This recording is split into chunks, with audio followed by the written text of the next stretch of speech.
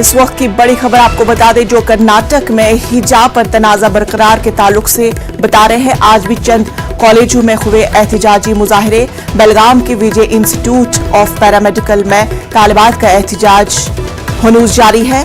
मटकेरी में भी चंद तालिबात ने एहतजाज किया। मटकेरी की जूनियर कॉलेज के गेट पर एहतजाज जारी है। हाथों में प्ले कार्ड्स लिए एहतजाज।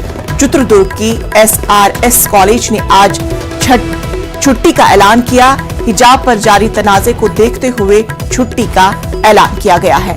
आपको ये खबर हिजाब पर तनाजे के ताल्लुक से बता रहे हैं, जहां पर बेलगाम के विजय इंस्टीट्यूट ऑफ पैरामेडिकल कॉलेज में तालिबात ने एहतजाज किया।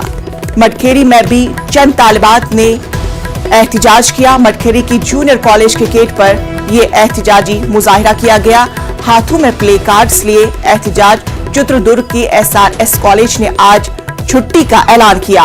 हिजाब पर जारी तनाजे को देखते हुए छुट्टी का ऐलान किया गया।